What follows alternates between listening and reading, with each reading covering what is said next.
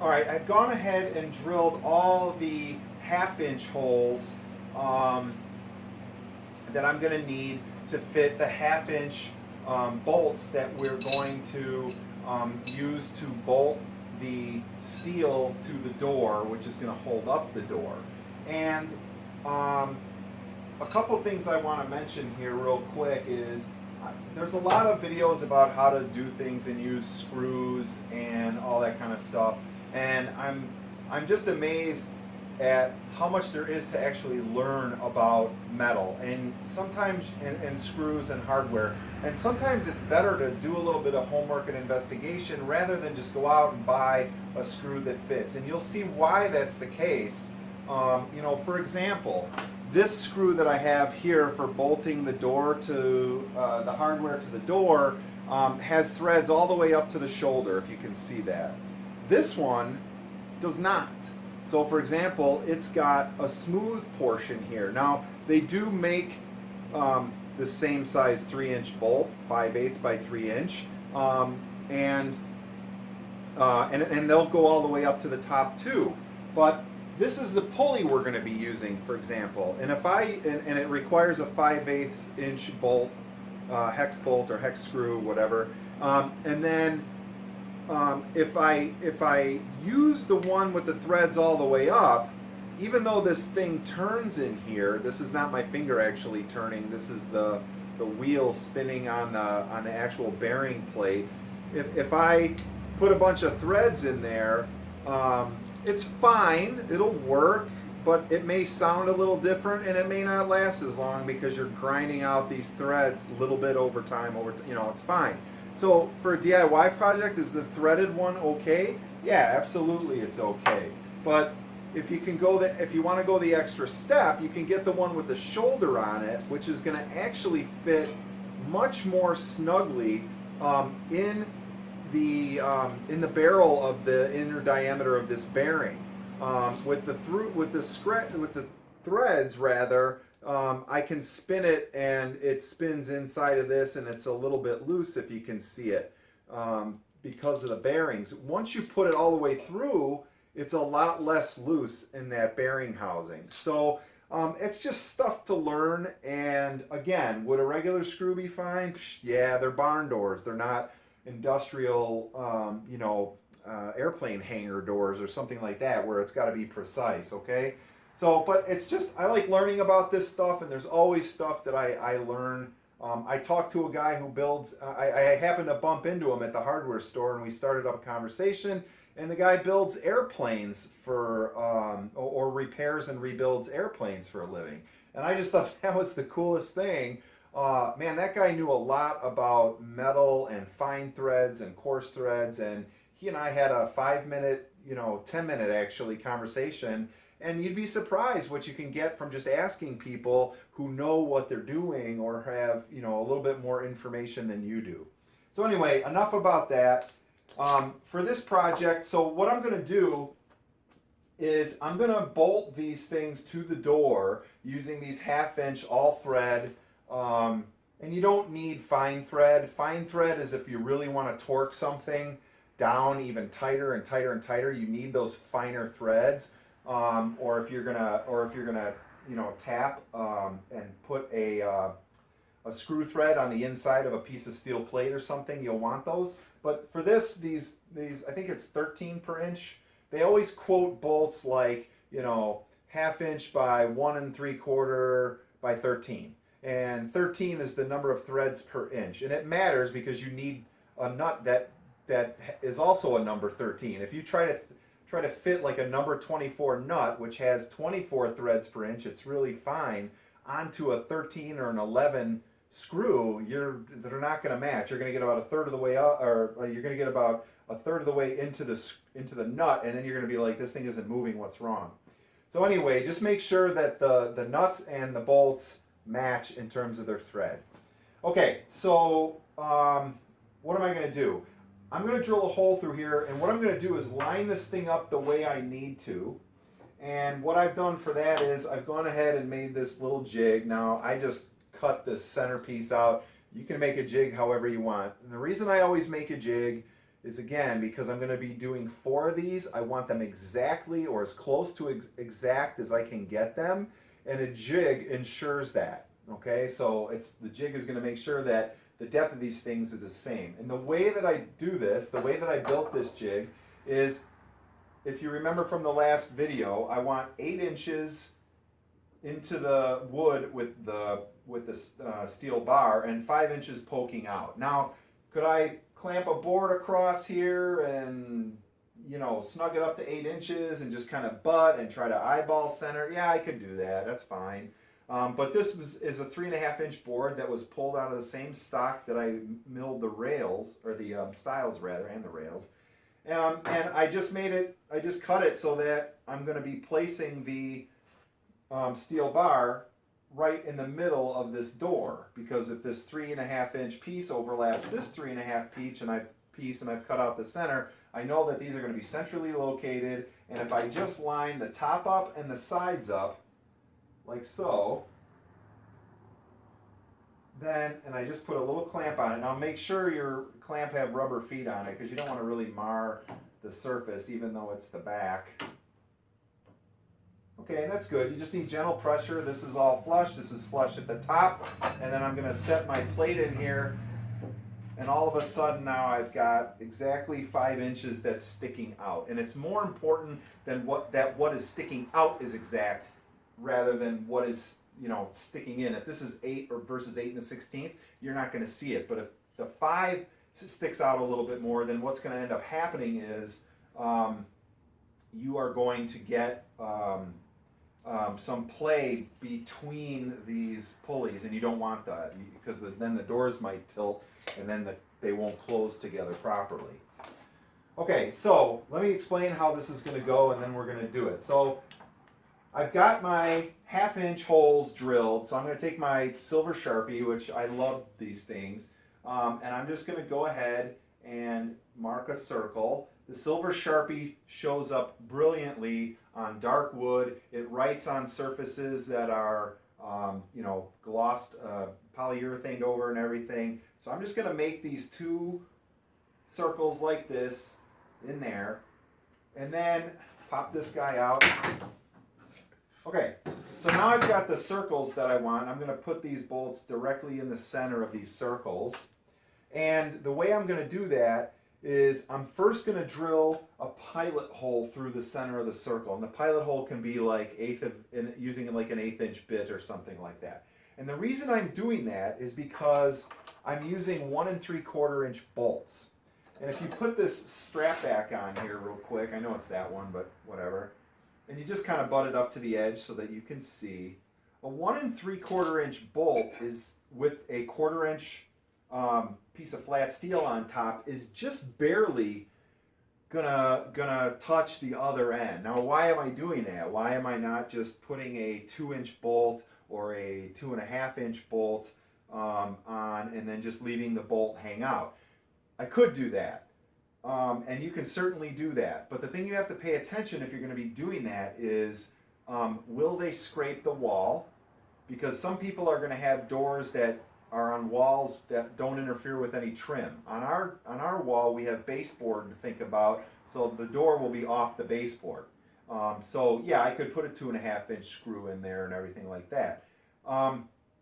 So just be very careful. Like, you don't have, if you're going to be sliding this door over a picture or something is going to be buried, or a TV or something like that, you're going to want to make sure you keep in mind how much is sticking out the other side, so you don't scratch it or ruin it or bump it or whatever. So what I'm going to do is I'm going to recess the bolt into the door so that it's flush. It's completely flush. There's not going to be any bolts sticking out. And I just kind of like the way that looks personally. So in this case, I don't have anything behind the wall that would interfere. A 1/4 inch stub or a bolt sticking out or a nut sticking out, that'd be fine. But I don't want to cut it too close, because remember that if you have one that goes all the way through, you're going to have a washer and then a nut. So it's going to stick out like a good, you know, potentially 1/2 inch. And if your doors move a little bit, you don't want them to be scraping the wall or anything like that. So how am I going to do that? I did a video, a skill building video, which is in the skill building section. If you haven't seen it, it's kind of okay-ish. But it talks about all the different drill bits that we're going to use. And the one I'm going to use is to drill these holes on the other side is a Forstner bit. And a Forstner bit has a nice point in the center, and it's designed to drill a flat bottom hole. Okay? So what I'm going to end up doing is drilling a 1/8 inch drill bit all the way through. Then before I do anything else, I'm going to go into the back, and that 1/8 inch hole that's poking out is going to be perfect for the point of this Forstner bit, if you can see that, to stick into as a guide, so that I know that I'm going to be, you know, on the level with where the screw bolt is going to go.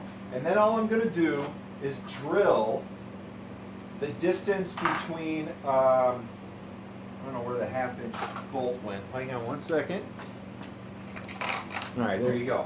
So on the back side, I'm going to be putting a 1/2 inch bolt and a washer in there. And just to tell you, the distance of that is about 1/2 inch. See, I told you about 1/2 inch poking out if it was poking out, right? If I wanted to put it on the outside. So I've got to drill a 1/2 inch deep hole on the back to receive that, and so that everything will be hidden. So it's really kind of a 3-step process. You're going to drill your 1/8 inch pilot hole, then you're going to come in from the back, and I'm not going to flip these doors because, man, are they heavy, and I don't have anybody helping me today, and they're just a pain. I've been moving them around myself most of the time, and man, it's just a pain.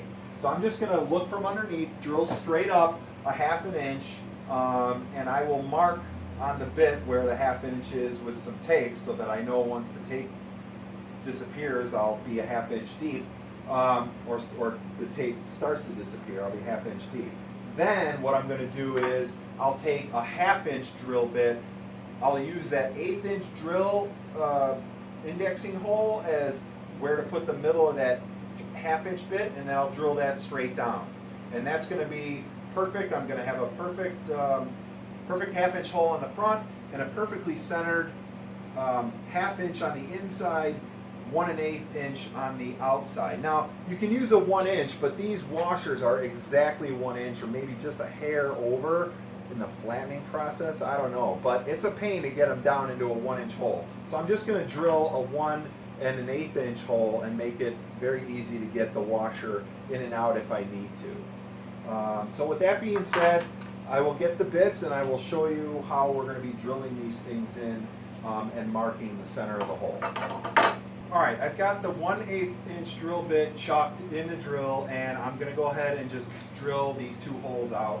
I've already marked the center. For the most part, I'm used to eyeballing the center. If you want, you can just, you know, throw a quick square over it and determine where the center is. It's fine. But I'm comfortable eyeballing it for the most part here. So I'm just going to go ahead and drill a hole straight through.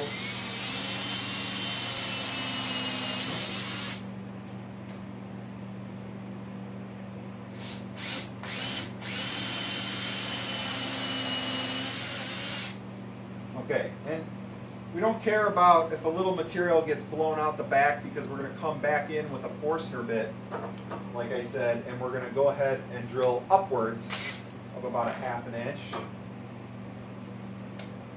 Alright, well, it turns out I don't need to mark this with any tape, because actually just at the end of this barrel is the shoulder here is exactly a 1/2 inch deep. So if I just drill that about a 1/2 inch in, I think we should be okay.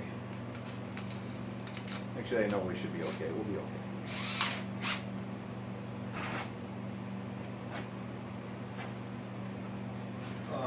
If you haven't built like a pair of, what's under here, I don't know if you can see this, it's just a pair of I-beams that have some wheels on, and man, I'm telling you, it helps to manipulate kind of large items that you have on here, but I'll do that in another video or something. But okay, so I'm going to go ahead and put this, I got the Forstner bit in, and I'm going to come in from underneath. Since I'm working from underneath, actually I want to make sure I have some safety glasses on, because I know from experience that stuff's all going to fall in my eyes. And then what Once I put to drill the Forstner bit, then we'll come in with the 3/8. So let's get this built. Now, if I'm working underneath, you want to make sure that you're not wobbling and the hole and the drill's not straight. So you really want to put it right in the middle of that hole and hold it as straight as you possibly can.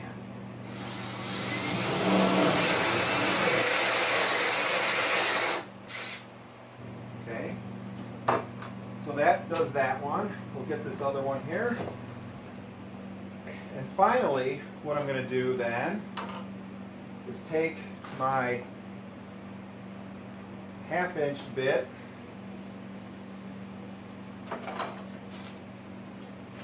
also I don't have any favorite drill bits so far, but I like these Milwaukee ones, but I buy tons of different types of drill bits if I need them. I'm not partial to any particular one at this point, but then I'm going to find that exactly that same pilot hole.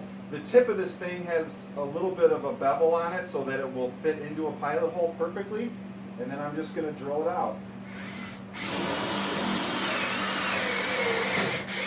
I'll lay this over the template. Thank God the holes line up as we thought. I'm going to put one washer in, fit it through there. Sorry, I get a second washer. By the way, it's a good idea, like, I don't know, I get a lot of these little plastic bins, and if you got a lot of hardware, I always organize mine by size, like not length or anything, but like 1/2 inch, 5/8, 1/4, and then I put all of the 5/8 inch material, the nuts, the bolts, the washers. I've got 5/8 inch bushings here, you know, things like that, and these are just, you know, these are regular nuts, you know, these are lock nuts on there. Anyway, it just helps to kind of be organized. So then I can go ahead and put this guy through. Now you can't see this, unfortunately. Let's see if we can get you close here. That's probably as good as I can get. But then anyway, I'm gonna go ahead and just put this guy in there, and then twist on the nut here. And then eventually I'll get a wrench and I'll tighten it, and then this will snug up all the way into that hole. Now on the back of the hole, then I'm just going to take a little tiny paintbrush and take some dark stain and put the dark stain on the inside of that hole. So basically then what I have to do is repeat that for all 4 pieces of these straps, and then once I just make sure that they all fit, and you can, oh, look at that, like this is all disaster down here. But anyway, I will see that all fits, and then we're going to talk about how to paint these things, and it's important that you know how to paint these things properly. So that's enough for this video, and we'll be back when we're ready to paint.